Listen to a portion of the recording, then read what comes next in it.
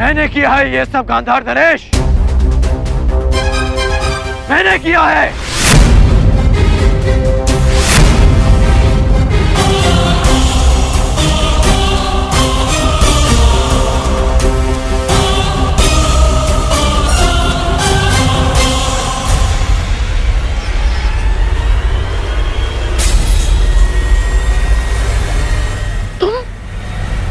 तुम यहाँ पर?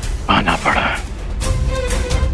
ताकि युवराज के मस्तक पर एक और छल का कलंक लगने से रोक सकूं। छल तो तुमने किया है हमारे साथ अंगराज कर्ण, हाथ में आए हुए शत्रु को छुड़वा कर। छल आपने किया है गांधार नरेश, मेरे साथ, हस्तिनापुर के साथ। याद है आपने राज्यसभा में क्या कहा था? आपने कहा था कि पांडवों को अज्ञातवास में पकड़ा ना जाए, उनसे युद्ध की जाए, युद्ध में उन्हें पराजित किया जाए। और यहाँ कायरों के भांति उन्हें पकड़ने का षड्यंत्र रचा जा रहा है। आप युद्ध क्यों नहीं होने देते गांधार नरेश? और युवराज, कब तक आप उनकी बातों में आकर कुचक्र करते रहेंगे? कब तक आप इनके हाथों हस्तिनापुर को कलंकित करते रहेंगे आप? और कब तक तुम मेरे मार्ग में आते रहोगे कर्ण? कब तक? और कब तक मैं ये तुम्हें समझाता रहूंगा कि युद्ध भूमि में नहीं, मन भूमि में होता है। मन भूमि में युद्ध योद्धा का धर्म है, धर्म है।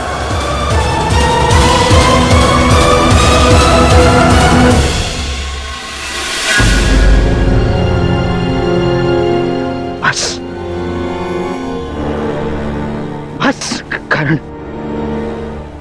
बस। तुम्हारे भाषणों के लिए हमारे पास बहुत सारा समय बचा है, परंतु सूर्यास्त होने में कुछ ही घड़ियां शेष हैं कर्ण।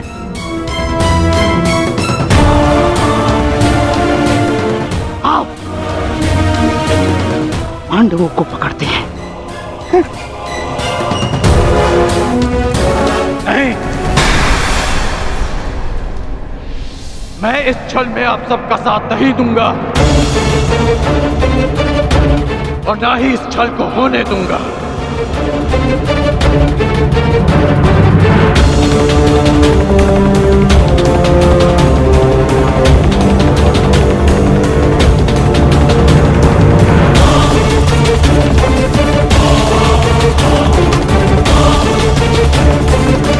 क्या? नहीं जाओगे? तुम हस्तिनापुर के सेवक हो कर्ण, सेवक। और ये बात कभी मत भूलना, समझ गए?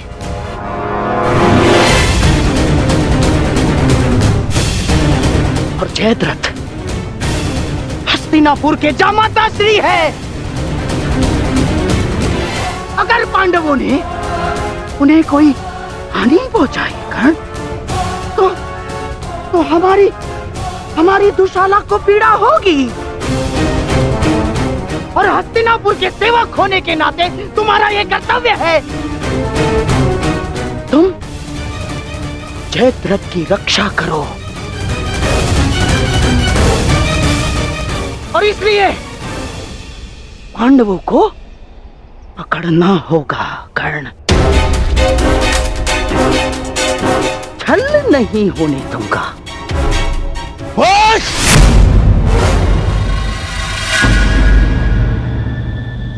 कर्ण मेरा देश है,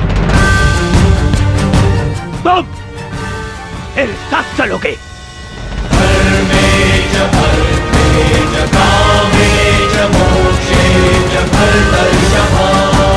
यह हस्तिनापुर के लिए आवश्यक है कर्ण,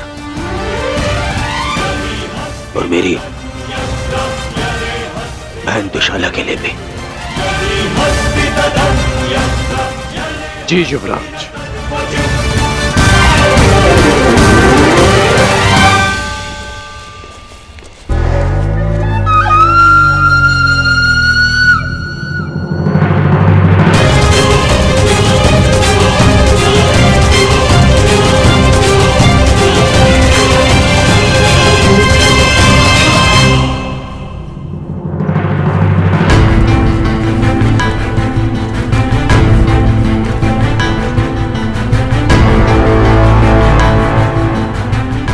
मैं सौगंध लेता हूं, यदि जयद्रथ का बाल भी बाका हुआ तो मैं उन पांडवों को छोड़ूंगा नहीं।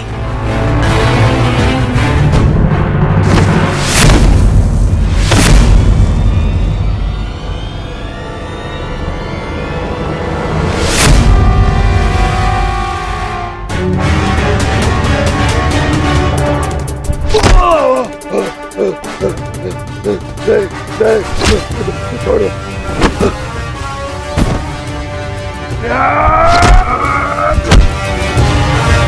क्षमा कर दो मुझे। तुम्हें क्षमा कर दूं? तुमने पांचाली को छूने का दुस्साहस किया है जयद्रथ।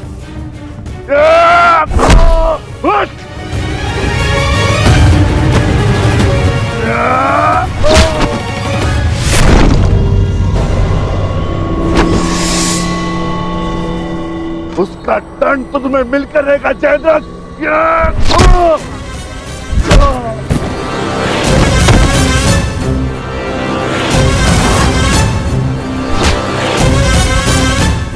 हम पांचों भाई 5 उंगलियां नहीं, एक मुट्ठी है। आओ उसका बल दिखाता हूं।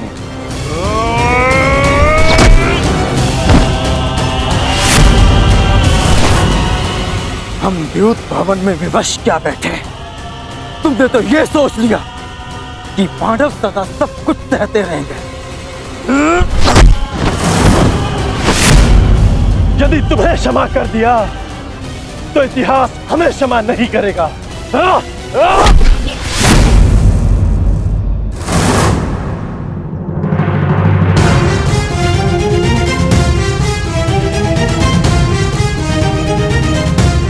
मुझसे भूल हो ये पांचाली, मेरे अपराध को क्षमा करो देवी।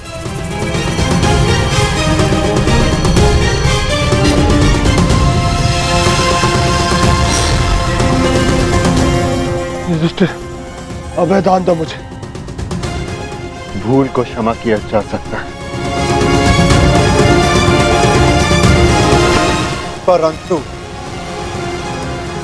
अपराध को नहीं।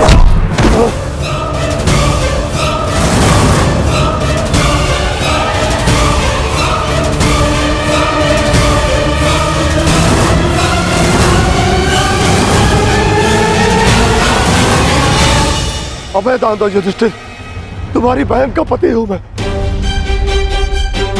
यही तो विडंबना है कि तुम जैसा धूर्त दुशाला का पति है।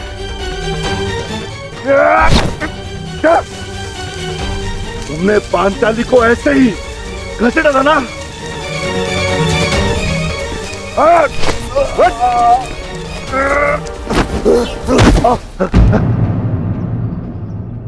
ये तुम्हारा अपराधी है पांचाली, और इसके दंड का निर्णय केवल और केवल तुम ही करोगी।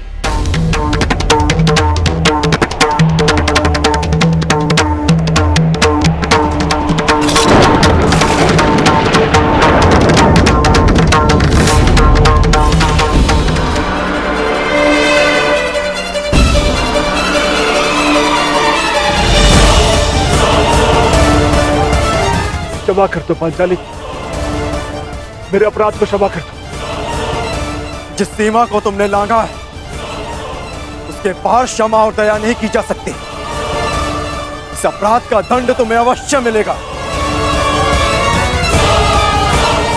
भाभी श्री पांचाली, आप तो नारी हो, क्या आपके मन में भी दया नहीं? बोलता हुआ अपराध हुआ है मुझसे, परंतु क्षमा चाहता हूं मैं।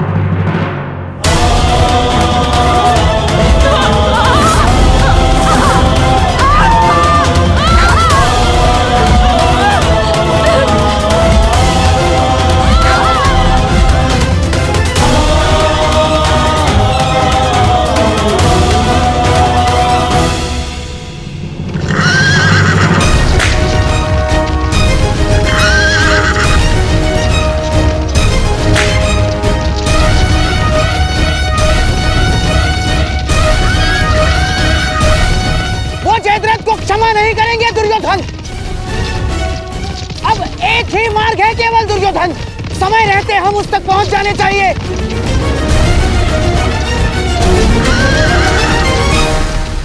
नहीं नहीं, मुझे क्षमा कर दो। नहीं नहीं नहीं नहीं, मानता हूं अपराध हुआ मुझसे, परंतु क्षमा कर दो मुझे। अपमान की अग्नि में दया भस्म हो जाती है जयद्रथ।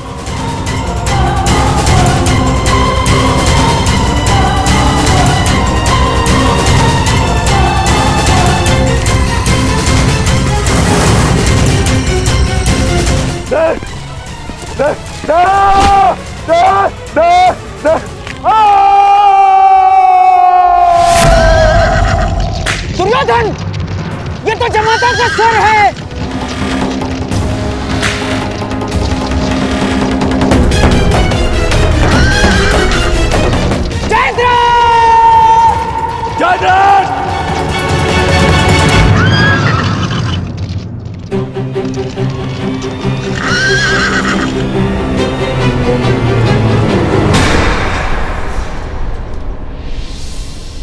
जीजाश्री,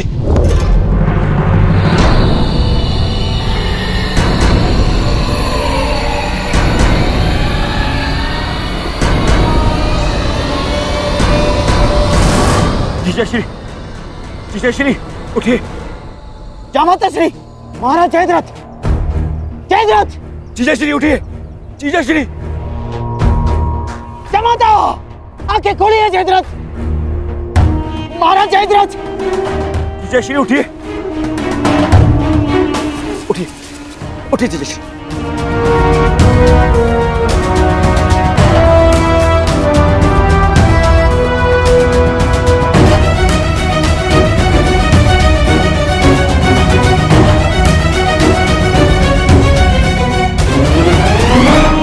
महाराज जयद्रथ, ये सब किसने किया? महाराज जयद्रथ, किसने किया बताइए। पांडव कहाँ है? वो चले गए। जीजाश्री, ये सब कैसे हुआ? किसने किया ये? पांडवों ने।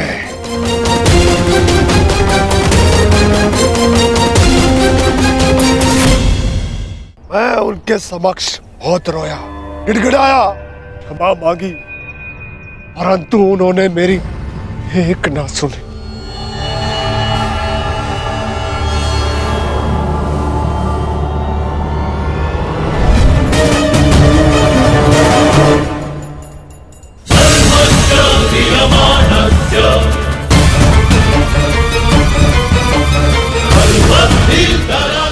इससे श्रेष्ठ कर होगा कि तुम लोग मुझे मार दो। इतना अपमान मत करो मेरा।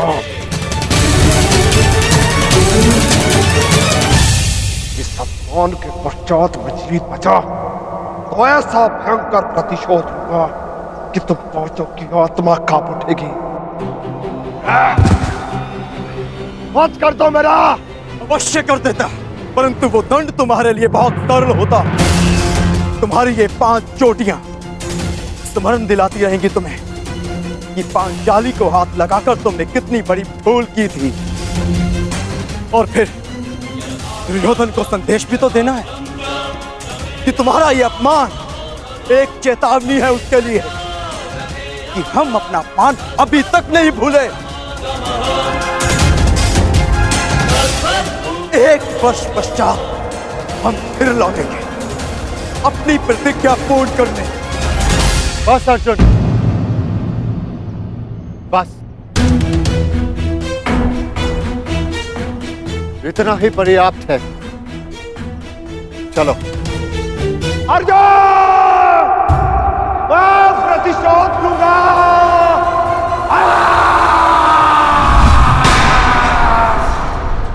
अब मैं उन पांडवों को नहीं छोड़ूंगा, नहीं छोड़ूंगा उन्हें। उन्होंने मेरे जीजाश्री का अपमान किया। मेरे जीजाश्री का? इनका अपमान करके उन्होंने मुझे दिग्विजयी दुर्योधन को ललकारा है।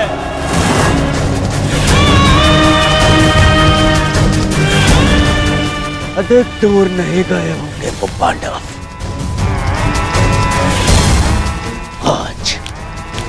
आज और की शान आज फिर से वनवास भेजूंगा।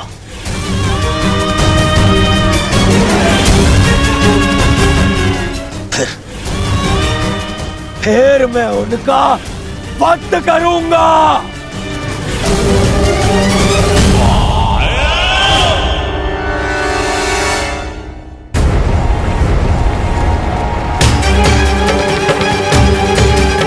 जाओ और जाकर उन पांडवों को लेकर आओ। परंतु युवराज,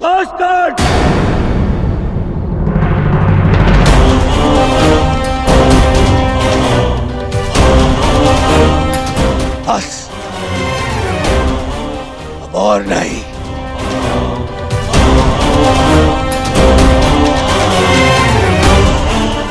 जाओ सैनिकों और जाकर उन पांडवों को अभी इसी क्षण मेरे समक्ष लेकर आओ।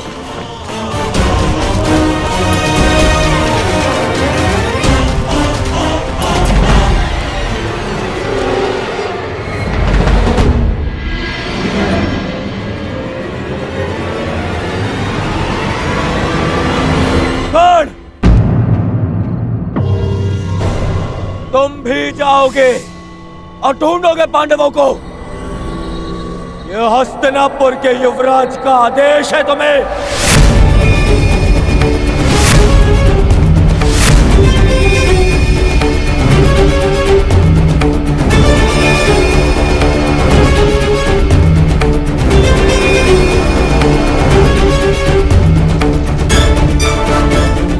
दुर्योधन, मुझे इस पर संदेह है।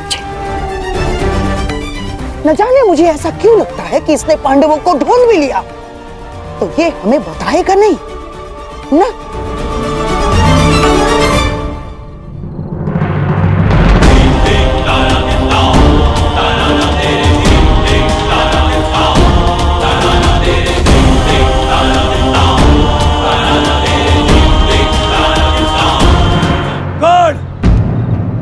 तुम भी जाओगे और ढूंढोगे पांडवों को।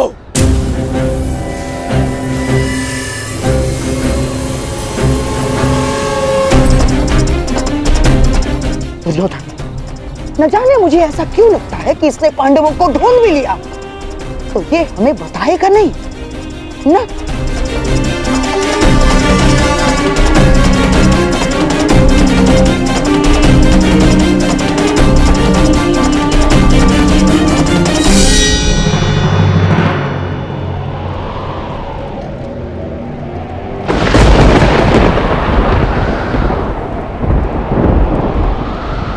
हे प्रभु, अज्ञातवास प्रारंभ हो चुका है।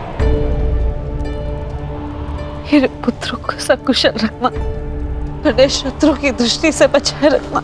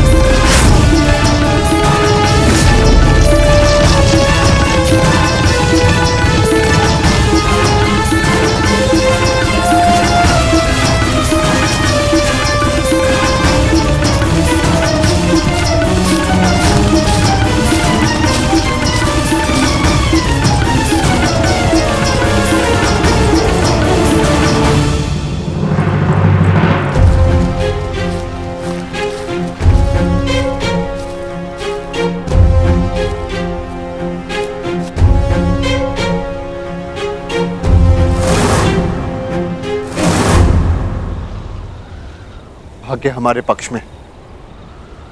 गौरव अपने मंतव्य में सफल नहीं हो पाए। हम उनकी पहुंच से बहुत दूर निकल चुके हैं। चलो आगे बढ़ते हैं।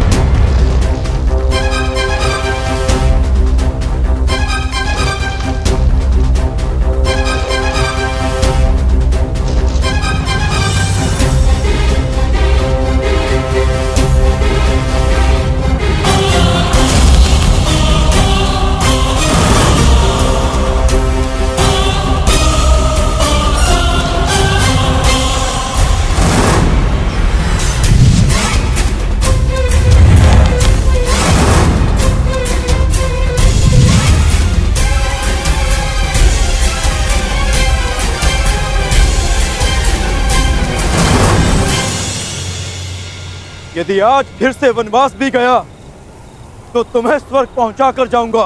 ये तो द्वंद पूर्ण होने पर पता चलेगा अर्जुन कि किसे वीर गति मिलेगी और कौन स्वर्ग जाएगा। कौन है वहां?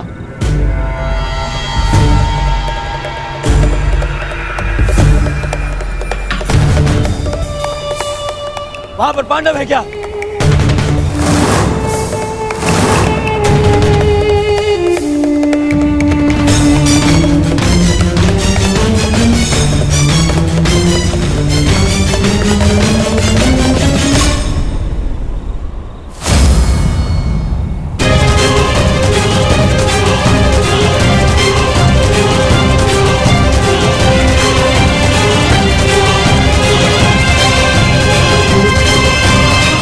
पांडव है यहाँ।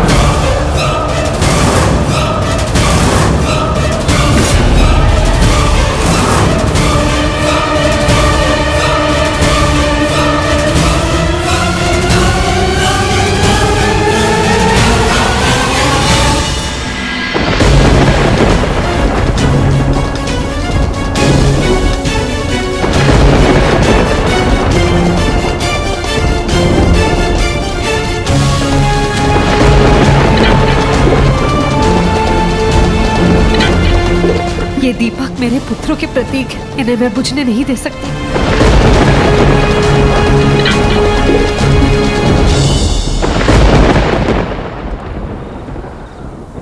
दुर्योधन, देखो ये हमें भटका रहा है। नहीं मामाश्री, कर्ण मेरे साथ में ऐसा नहीं करेगा। दुर्योधन, कुछ समय पूर्व इस कर्ण ने जो हमारे साथ किया वो क्या था?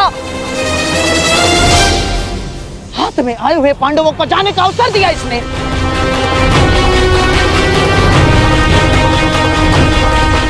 नहीं मामाश्री। दुर्योधन, मुझे इस कर्ण पर तनिक भी विश्वास नहीं है। इसने यदि कहा कि पांडव यहाँ हैं, तो निश्चित रूप से पांडव वहाँ नहीं है। मेरा विश्वास करो, पांडव नहीं है वहाँ, मेरा विश्वास करो। हमें पांडवों को पकड़ना है। एक एक पल वो हमसे दूर होते जा रहे हैं। दुर्योधन, मैं कह रहा हूं, मेरा विश्वास करो, आओ मेरे साथ।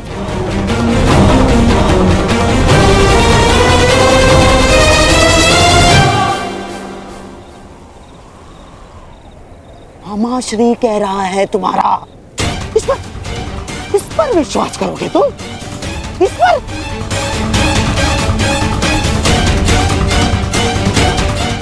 आओ चलो दुर्योधन।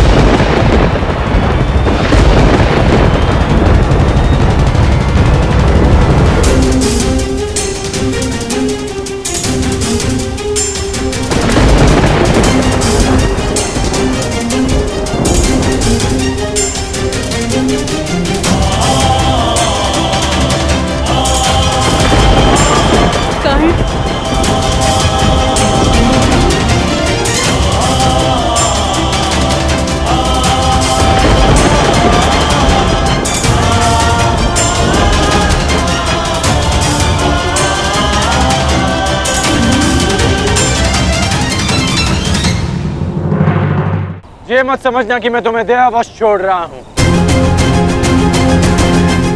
परंतु आज हमारे द्वंद का दिन नहीं है। आज हमारा द्वंद पूर्ण नहीं होगा और अगले 12 वर्ष मैं द्वंद की और प्रतीक्षा नहीं कर सकता।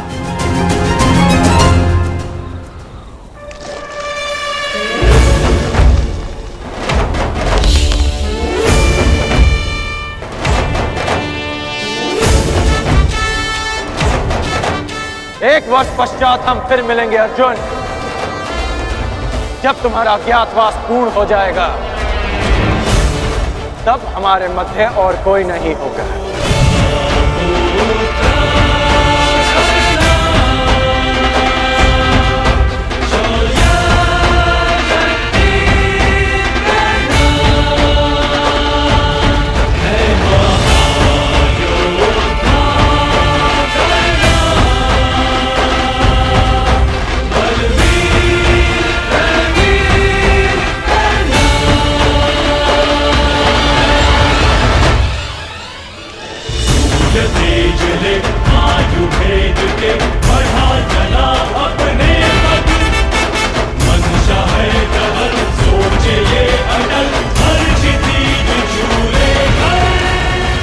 मैं जीवन में कभी कर्ण जैसे पुरुष से नहीं मिला।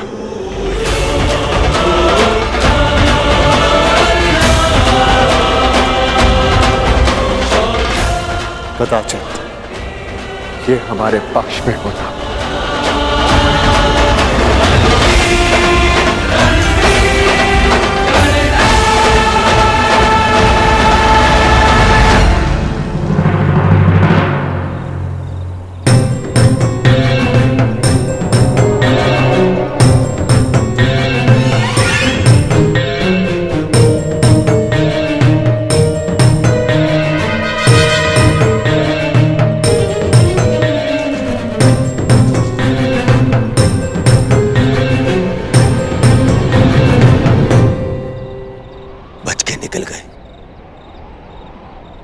फिर से बच के निकल गए, फिर से बच के निकल गए वो पांडव, फिर से बच के निकल गए मामाश्री।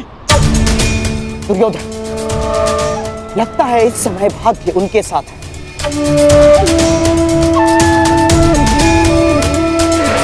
परंतु वर्ष में 6 बार ऋतु बदलते हैं, 6 बार। पूरा 1 वर्ष है हमारे पास। हमारा भी समय आएगा दुर्योधन, अवश्य आएगा, अवश्य।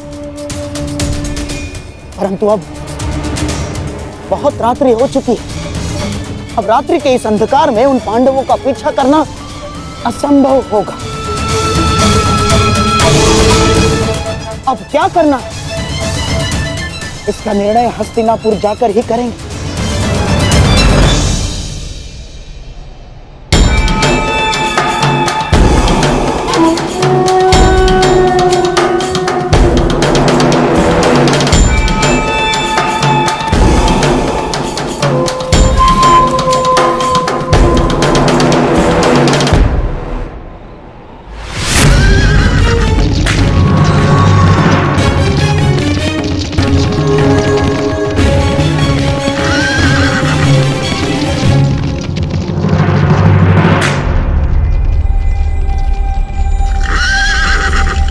कहाँ खोए हो महारथी?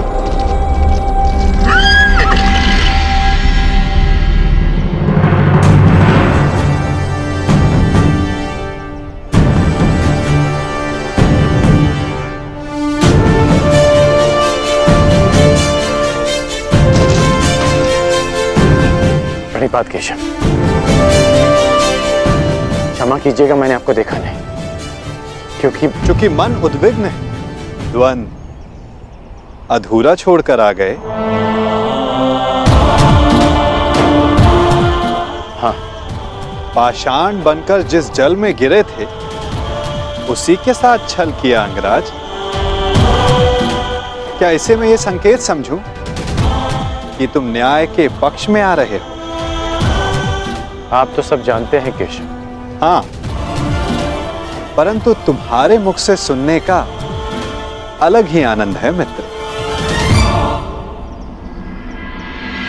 तुम्हें सुनना अच्छा लगता है तो सुनिए, मैंने छल नहीं किया, मैंने छल रोकने का प्रयास किया है। प्रयास किया है कि द्यूत में जो अधर्म हुआ उसे धर्म युद्ध से धोया जा सके। और यदि इसे कोई छल मानता भी है तो मेरा मानना है कि एक महान लक्ष्य के लिए एक असत्य का पाप चढ़ भी जाए तो कोई बुराई नहीं। और वैसे भी मेरे कंधों पर श्राप का बोझ इतना बड़ा है कि एक छोटे से पाप का बोझ कोई अंतर नहीं डालेगा वासुदेव। आज्ञा दीजिए वासुदेव।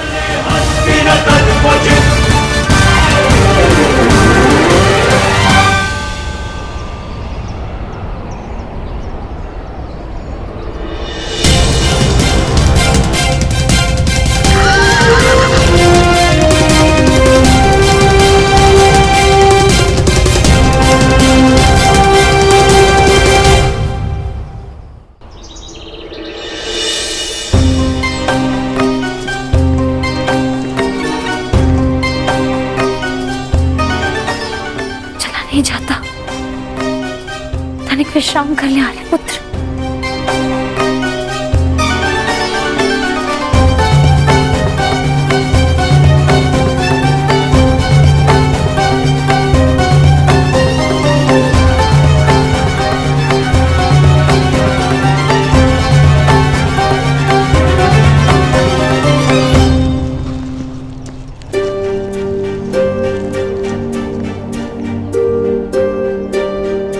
प्यास लगी है।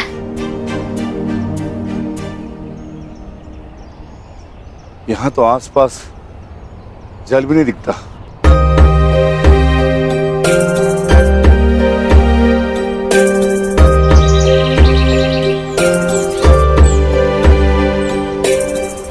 अनुज भाई, वो देखो जल पक्षी। यहाँ जल अवश्य होगा। जी, मैं जाकर जल लेकर आता हूँ।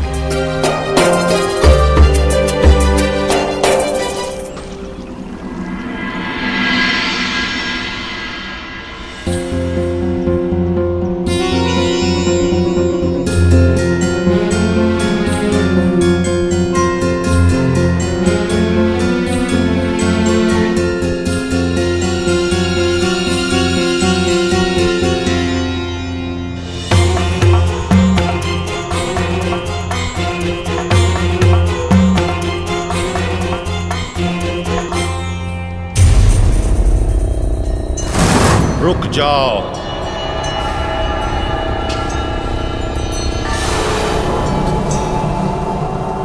ये सरोवर मेरा है। इसका जल उपयोग में लेने से पूर्व मेरे प्रश्नों का उत्तर देना होगा।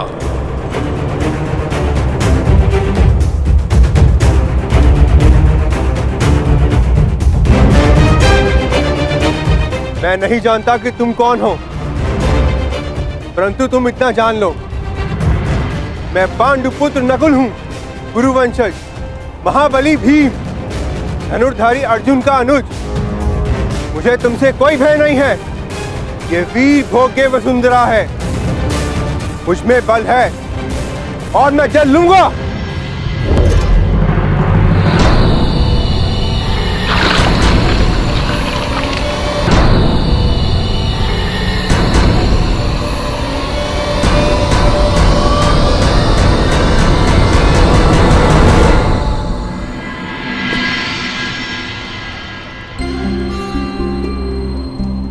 प्रणिपात माताश्री। यशस्वी भव। आपने मुझे स्मरण किया।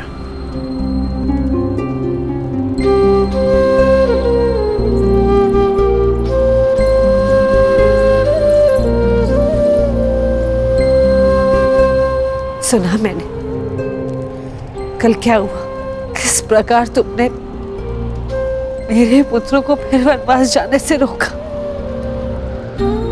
धन्यवाद करना था तुम्हारा, परंतु मन में एक प्रश्न है जिनका तुम दमन करना चाहते थे।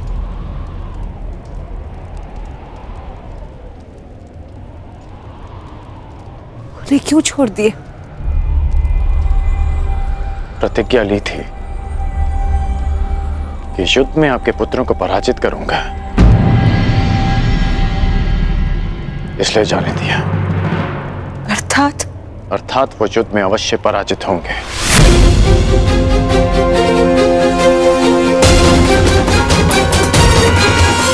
परंतु एक वचन भी है कि आपके पुत्र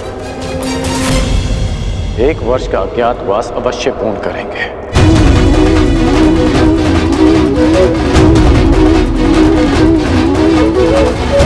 आज्ञा दीजिए माताश्री।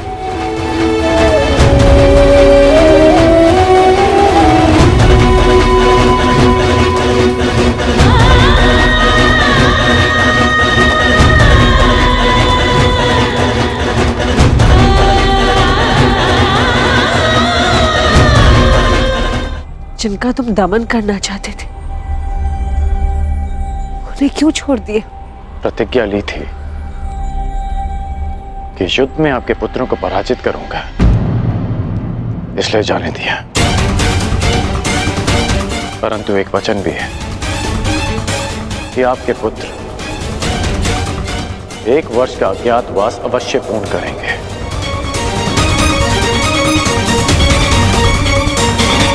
आज्ञा दीजिए माताश्री।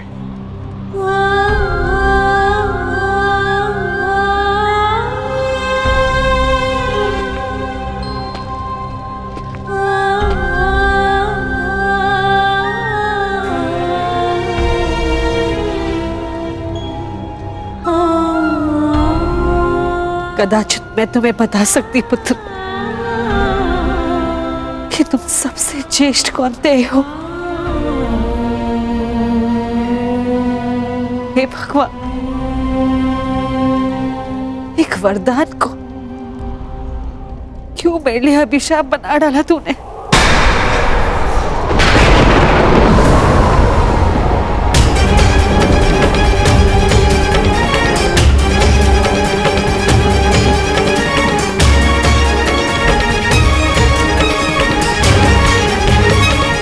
हे ईश्वर, कौन सा संकट आने वाला है मेरे पुत्रों पर?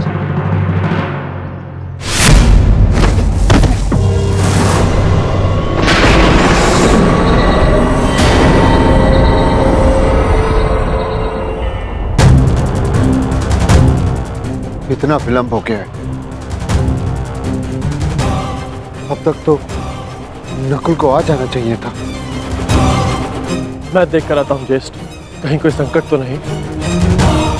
मैं भी साथ चलता हूँ। दुर्योधन के गुप्तचर हमारी खोज में है।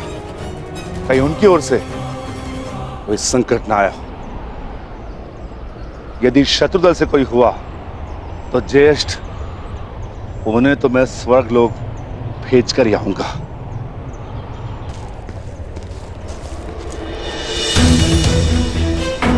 नकुल! नकुल! नकुल! नकुल! भ्राता भीम! नकुल! नकुल! नकुल! नकुल! नकुल! नकुल! उठ जा। नकुल! देखिए ना भ्राता भीम, क्या हुआ है नकुल को? ये कुछ बोल क्यों नहीं रहा? नकुल! नकुल उठ जा। नकुल!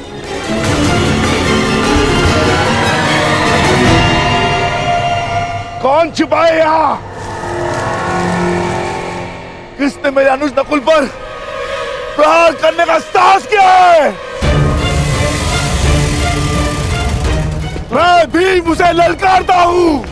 मैं कहता हूँ सामने आ। आज तुम्हारा नाश तो निश्चित है। नकुल!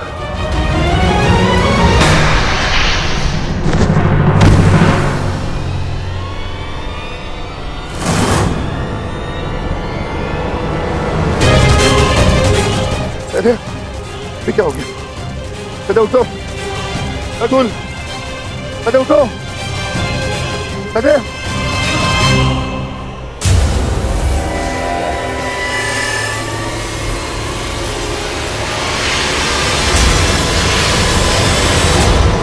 भ्राता भीम!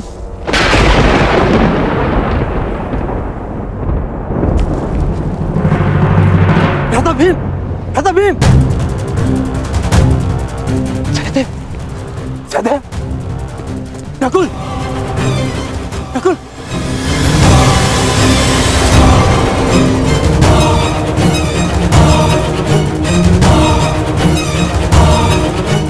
जो महाबली भीम को गिरा सके किसी सामान्य मनुष्य की वश की बात नहीं।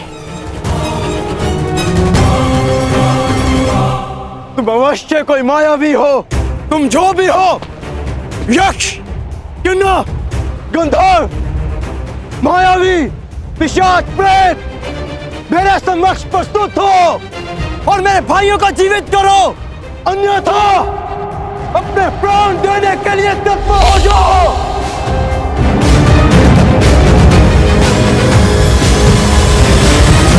मैं धनुधारी अर्जुन तुम्हें ललकारता हूं।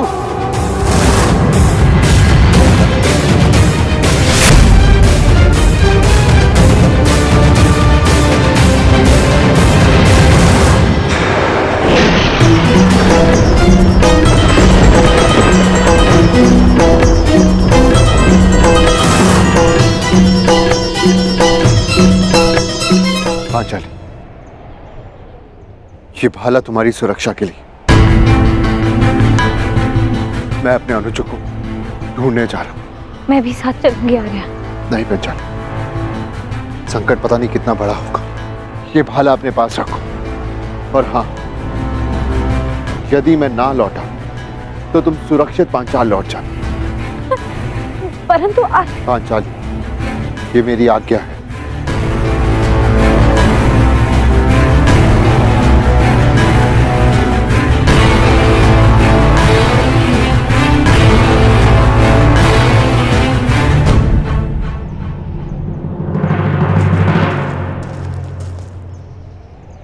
नकुल, भीम, सहदेव,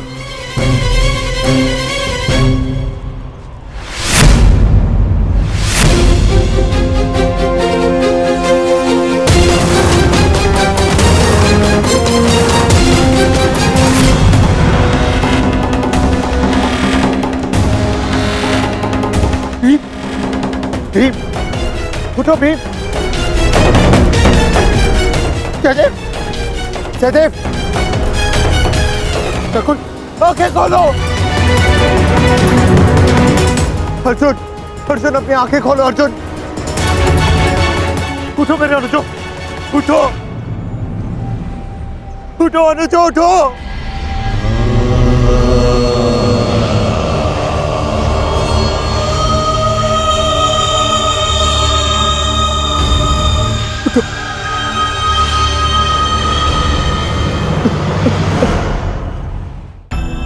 कैसा ज्येष्ठ, कैसा ज्येष्ठ, युद्ध में हारे जाने के पश्चात भी जिन्होंने मुझ पर अपना विश्वास नहीं हारा,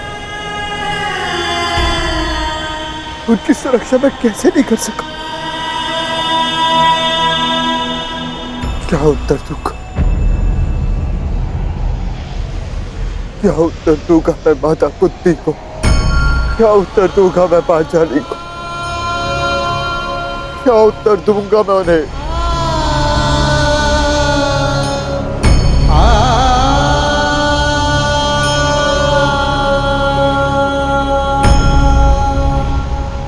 मैं नहीं चाहता कि आप कहो, परंतु मैं ये चाहता कि मेरे अनुजों की हत्या आपका हाथ अवश्य, अपदृष्टि अवश्य है, परंतु मैं ये जानता हूं कि आप मुझे सुन और देख अवश्य सकते हैं। तो आप ये भी सुन लीजिए, ना तो ये युधिष्ठिर अपने अनुजों को अपने साथ लेकर जाएगा या इसी सरोवर के तट पर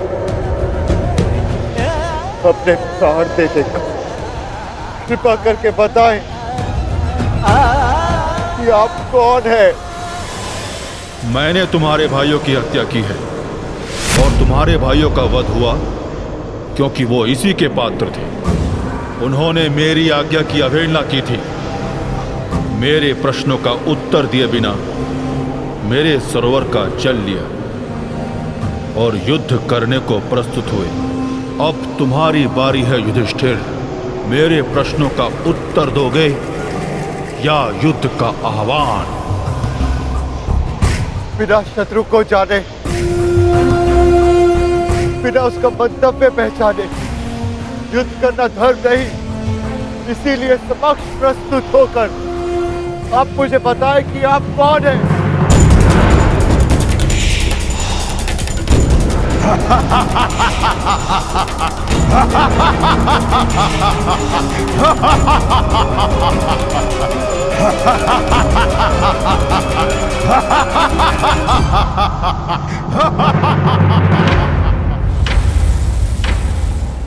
मैं यक्ष नायक हूं और ये सरोवर मेरा है। पंच तत्वों पर केवल परमेश्वर का अधिकार है, तो फिर इस जलाशय के जल का उपयोग करने से आप किसी को कैसे रोक सकते हैं? ऐसे कैसे किसी के प्राण ले सकते हैं आप? उत्तर दीजिए। मैं व्यर्थ विवाद नहीं करता हूं युधिष्ठिर। धर्मराज हो, इतना तो समझते हो ना कि बिना किसी की अनुमति लिए किसी की वस्तु का प्रयोग करना चोरी है, और मैंने चोरों को दंड दिया है। परंतु तुमने यहां आकर ना मेरी संपत्ति पर दृष्टि डाली और ना मुझे युद्ध के लिए ललकारा। अभी तो तुमने मेरा आह्वान किया, इसलिए मैं तुम्हें एक अवसर देता हूं। मुझे मेरे प्रश्नों का उत्तर दो और मैं तुम्हारे एक भाई को जीवित कर दूंगा। बोलो, स्वीकार है?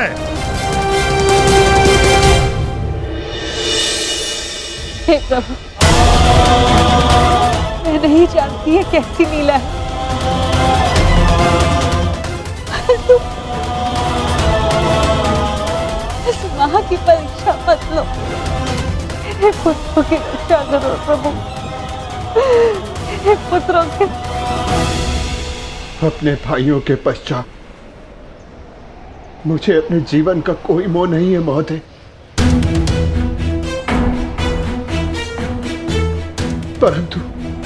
परंतु मेरा एक भाई जीवित हुआ तो मुझे संतोष होगा। तो ठीक है, मेरा पहला प्रश्न, मनुष्य का सबसे बड़ा धर्म क्या है? मनुष्य का सबसे बड़ा धर्म अपना लक्ष्य पूरा करना है। और उसका लक्ष्य क्या है? अपना कर्तव्य पूरा करना। मनुष्य में कितने वर्ण हैं और प्रत्येक वर्ण का कर्तव्य क्या है? मनुष्य में 4 वर्ण हैं, ब्राह्मण, क्षत्रिय, वैश्य, शूद्र।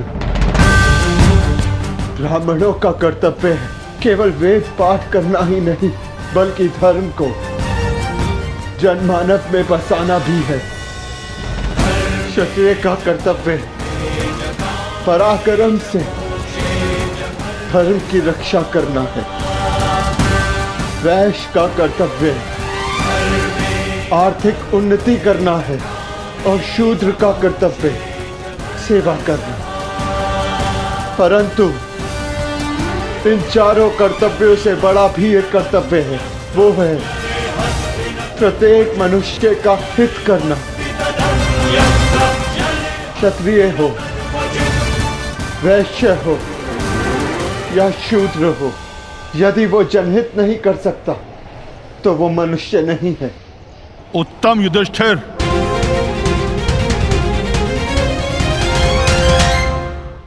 अब ये बताओ कि जल से पतला कौन है?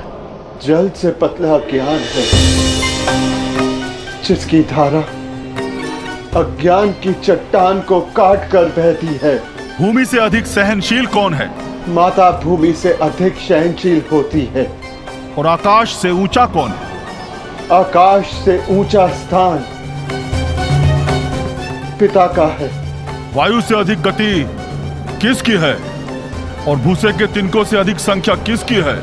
मन की गति वायु से अधिक तीव्र है और चिंता की संख्या भूसे के तिनकों से अधिक है। विदेश में मनुष्य का संबंधी कौन है? रोगी का संबंधी कौन है? और मृत्यु शैया पर लेटे मनुष्य का संबंधी कौन है? विदेश में मनुष्य का सबसे बड़ा संबंधी उसकी विद्या है। जो एक मित्र की भांति उसे हर संकट से बचाती है। रोगी का संबंधी उसका चिकित्सक है, जो पत्नी और माता की भांति उसकी सेवा करता है। और मरने वाले का संबंधी केवल धर्म और दान है, उसके सत्कर्म है, जो मरने के पश्चात उसके साथ जाते हैं। क्या है जिसके नाश से मनुष्य सबका प्रिय बन जाता है? क्या है जिसके नाश से मनुष्य सुखी हो जाता है? और कौन सा शत्रु है जो मनुष्य का नाश करता है? अहंकार के नाश से मनुष्य सबका प्रिय हो जाता है। कामनाओं के नाश से वो सुखी हो जाता है। और वो शत्रु जो मनुष्य का नाश करते, वो क्रोध है। अंतिम प्रश्न युधिष्ठिर, बताओ, संसार का सबसे बड़ा आश्चर्य क्या है? मनुष्य प्रतिदिन सहस्त्रों को जन्म लेते हुए देखता है, सैकड़ों को मरते हुए देखता है, जो जानता है कि उसे भी एक दिन मर जाना, फिर भी सदा जीने की चाह रखता है। ये संसार का सबसे बड़ा आश्चर्य है। तुमने मुझे संतुष्ट किया युधिष्ठिर, मैं प्रसन्न हुआ। बताओ, तुम्हारे किस भाई को जीवित करूं? भीम को या अर्जुन को? ये दोनों महाबली हैं, तुम्हारी रक्षा कर सकते हैं। मनुष्य की रक्षा ना भीम से हो सकती है, ना अर्जुन से। मनुष्य की रक्षा यदि हो सकती है तो केवल उसके धर्म से। और मेरा धर्म कहता है कि जो मेरे लिए सबसे पहले दांव पर लगा, जिसने मेरी प्यास बुझाने के लिए सबसे पहले अपने प्राण दिए, मेरा वो अनुज नकुल जीवित हो जाए। हमारी दो माएं हैं, एक माता कुंती का पुत्र मैं जीवित हूं, और दूसरी माता मादरी का पुत्र नकुल जीवित रहे।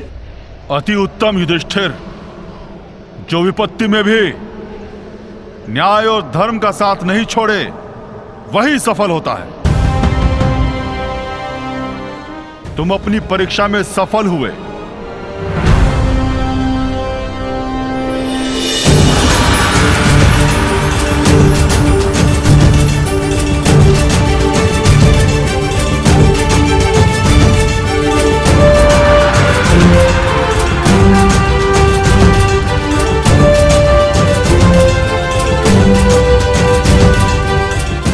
आज मैं पूरा संसार जीत के, मेरे पांचों भाई मेरे साथ हैं, मुझे किसी की कामना नहीं।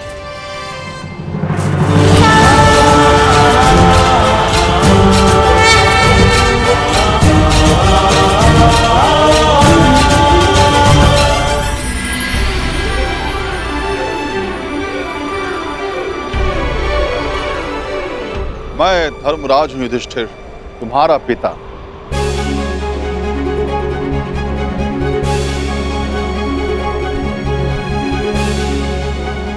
मैं तुम्हारी परीक्षा ले रहा था। मैं जानना चाहता था कि होने वाले महायुद्ध में क्या तुम न्याय कर पाओगे, और मुझे विश्वास हो गया कि तुम सदा न्याय और धर्म की स्थापना करोगे। विजय भाव पुत्र, विजय भाव।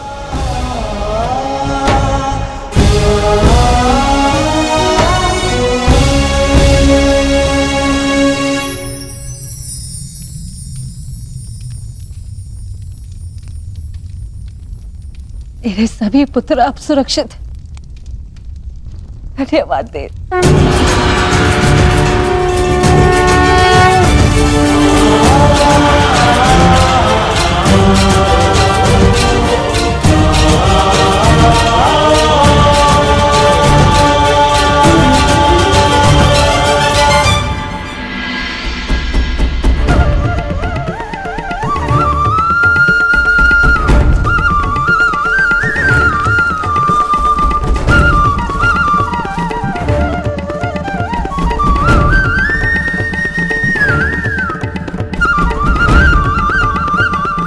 प्रणिपात वासुदेव।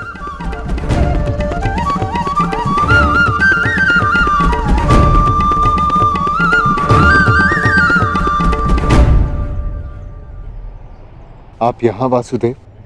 हाँ धर्मराज, तुम एक परीक्षा में भले ही सफल हो गए, परंतु मैं यहां अगली परीक्षा के लिए तुम्हें सावधान करने आया हूं। कैसी परीक्षा माता? अज्ञातवास की परीक्षा अर्जुन, जो सरल नहीं होगी। क्या उसके विषय में कुछ सोचा है? जैसे वनवास कट गया वैसे ही अज्ञातवास भी कट जाएगा माधव। नहीं युधिष्ठिर, मनुष्य को अपनी कठिनाइयों से निकलने के विषय में पहले सोच लेना चाहिए, क्योंकि कठिनाइयों का लाभ उठाने के विषय में उसके शत्रु पहले सोच लेते हैं। असंभव! कैसे हो सकता है ये? पांडव बचकर कैसे निकल गए?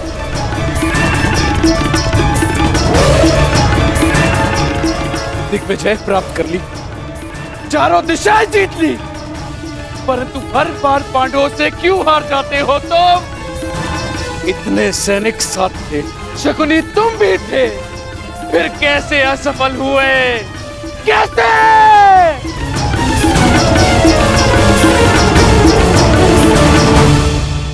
रुष्ट ना होइए महाराज, हम असफल नहीं हुए, क्योंकि पांडवों का अज्ञातवास भंग हो चुका है।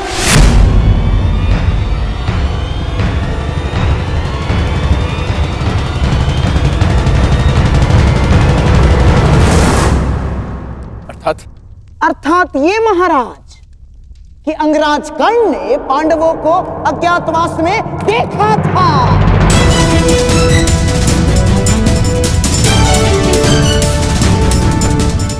इसीलिए नीति अनुसार पांडवों का अज्ञातवास भंग हो चुका है।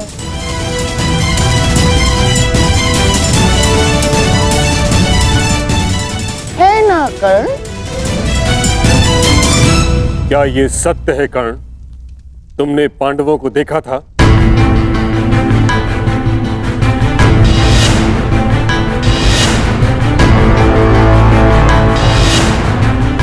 जानता हूं पुत्र, तुमने अवश्य पांडवों को देखा है, परंतु अब समय है कि उनके विरुद्ध एक और अधर्म को होने से रोका जा सके। उत्तर दो कर्ण, क्या तुमने पांडवों को देखा था? जी, देखा था।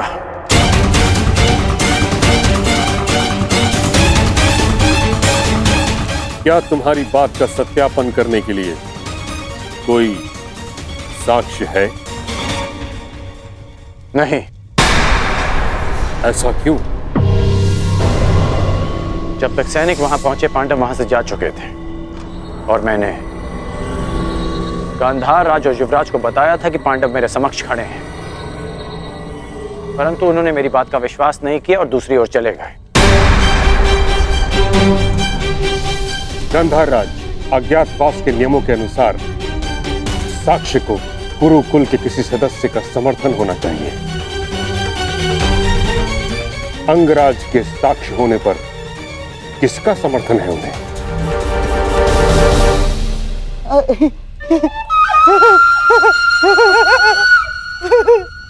अंगराज कर्ण की बात पर कौन अविश्वास कर सकता है महामहिम? और उनके साक्ष्य होने पर स्वयं कुरुवंश के सम्राट दुर्योधन का समर्थन भी है, हैं? हाँ, मुझे अपने मित्र कर्ण के ऊपर पूर्ण विश्वास है।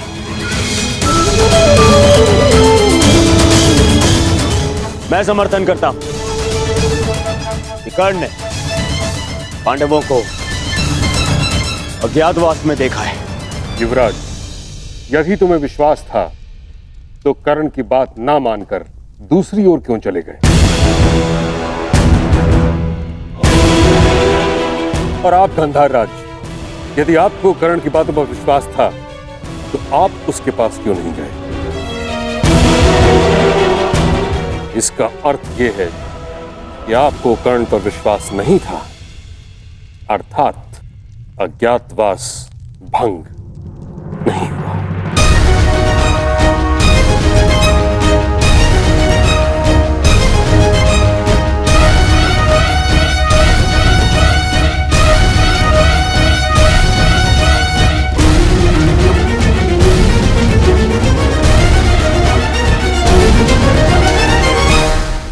परंतु प्रश्न ये उठता है ताच्छरी कि अब किया क्या जाए? खोज। पांडवों की खोज के अतिरिक्त कोई मार्ग शेष नहीं, क्योंकि नियम अनुसार पांडवों का अज्ञातवास किसी विघ्न के बिना आरंभ हो चुका है। अज्ञातवास में जाने का समय हो गया है, परंतु तुम सबके शस्त्रों को देखकर कोई भी तुम्हें पहचान लेगा। भीम की गदा, अर्जुन का गांडीव और तुम सबके अस्त्रों और शस्त्रों को देखकर तुम्हें कोई भी पहचान सकता है।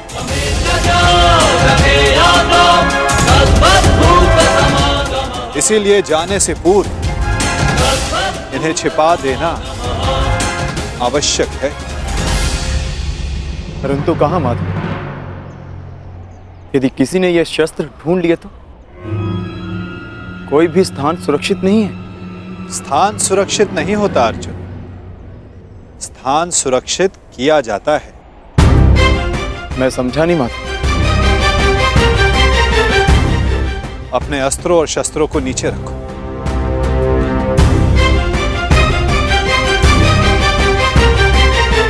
सखी, इस वृक्ष के पीछे श्वेत वस्त्र रखे हैं, उन्हें यहां लेकर आ जाओ। जी।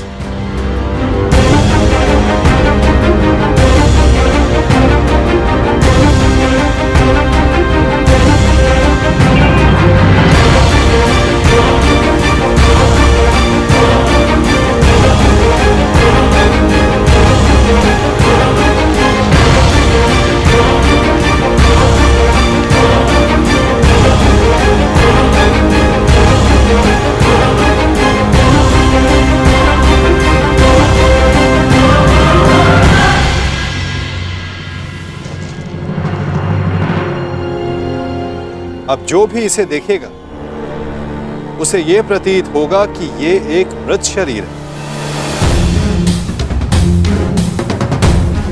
कुछ लोग भय के कारण तो कुछ लोग घृणा के कारण यहां नहीं आएंगे। इस शमी के वृक्ष पर 1 वर्ष तक ये अस्त्र और शस्त्र सुरक्षित रहेंगे। परंतु अब सबसे महत्वपूर्ण प्रश्न ये खड़ा होता है कि अज्ञातवास में जाओगे कहां?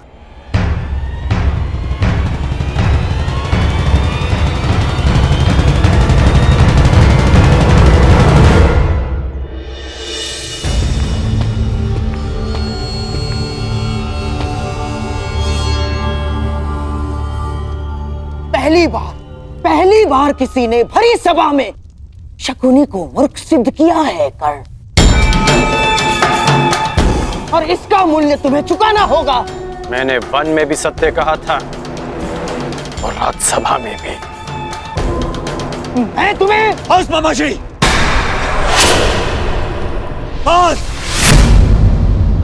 एक दूसरे के ऊपर आरोप लगाने बंद कीजिए।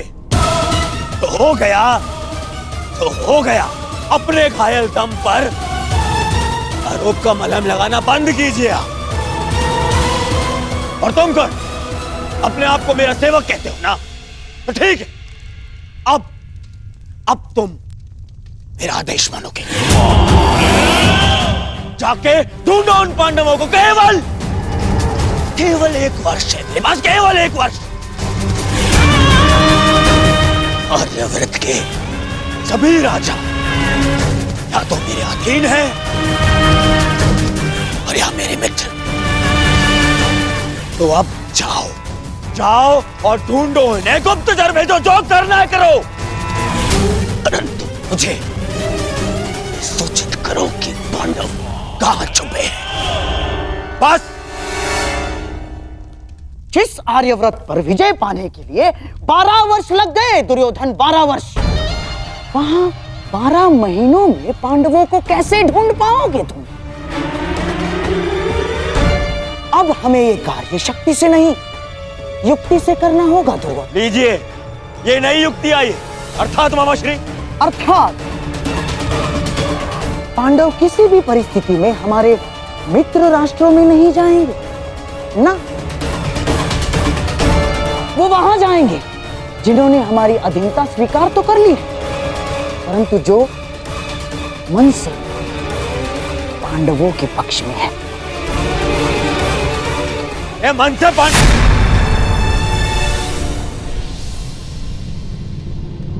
द्वारका। दुर्योधन को लगेगा कि तुम सब द्वारिका में छिपे हो, इसलिए वो अपने गुप्तचर द्वारिका और तुम्हारे मित्र राजाओं के यहाँ भेजेगा। और यदि वो कहीं असावधान होगा तो केवल उस स्थान पर जहां स्वयं उसके मित्र हैं, क्योंकि मनुष्य अपनी खोई हुई वस्तु कभी अपने ही आंचल में नहीं ढूंढता। मैं समझा नहीं, आपका संकेत क्या है वासुदेव? तुम विराट नगर जाओ युधिष्ठिर। विराट नगर के राजा केवल नाम के राजा हैं और वहां पर शासन रानी सुदेशना के भाई कीचक का चलता है।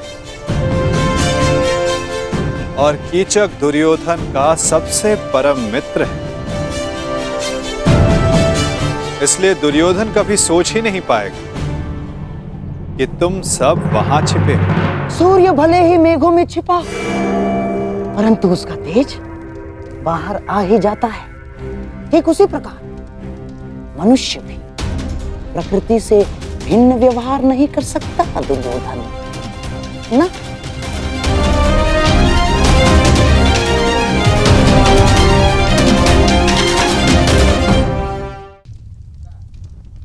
युधिष्ठिर धर्मराज है, इसलिए कहीं उपदेशक या मंत्री बना बैठा होगा। इस बार तुम्हें अपनी प्रकृति से भिन्न व्यवहार करना होगा युधिष्ठिर। तुम कंक के नाम से राजा विराट से मिलोगे और तुम वो कार्य करोगे जो तुम जीवन में कभी नहीं करना चाहते। तुम राजा विराट के साथ चौसर खेलोगे।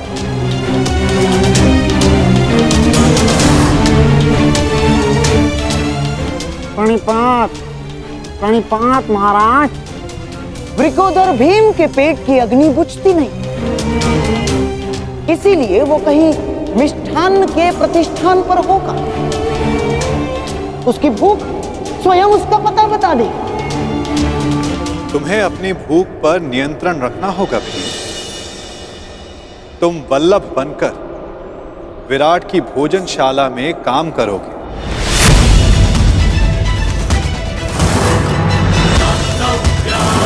और अपनी भूख पर कड़ा नियंत्रण रखोगे।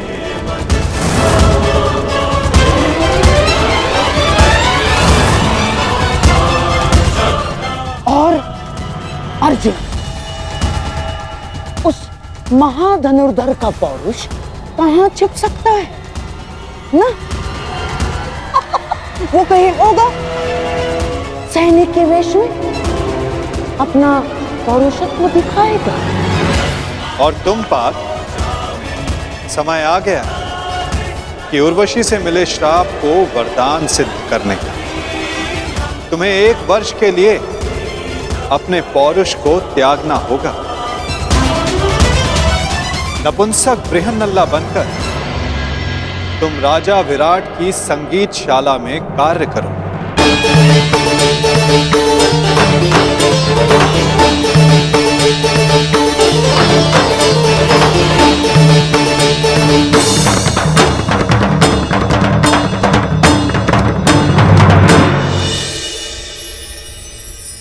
अति उत्तम बृहन्नल्ला, क्या तुम हमारी पुत्री उत्तरा को संगीत और नृत्य की शिक्षा दोगी?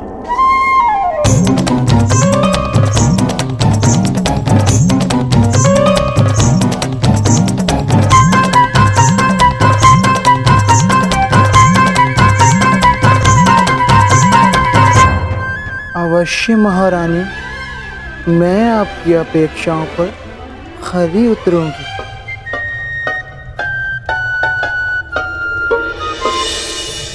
नकुल सहदेव बेचारे कोमल सुंदर, उनसे परिश्रम नहीं होगा ना। इसीलिए किसी राज्य में सभासद बनकर बैठे होंगे। नकुल, सहदेव,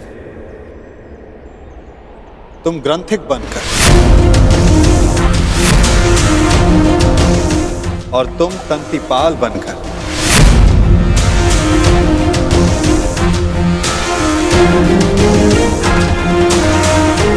विराट नगर की गौशाला और अश्वशाला में कार्य करो।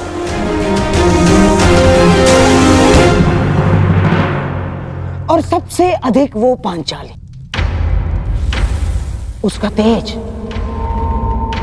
उसकी आंखों की ज्वाला कहां किसी से छिप सकती है दुर्योधन। और तुम सखी, तुम्हें अपना दर्प छिपाने के लिए सबके समक्ष घूंघट में रहना होगा। दासी सैरंधरी बन, जिसके पति गंधर्व, तुम रानी सुदेशना की रूप सज्जा का कार्य संभालो।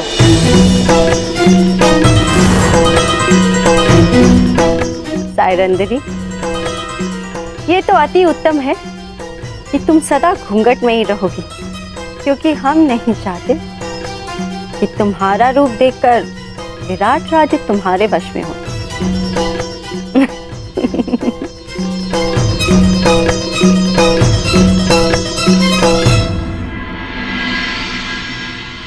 यदि मेरे सिखाए मार्ग पर चलोगे तो पांडवों को ढूंढना कठिन कार्य नहीं होगा।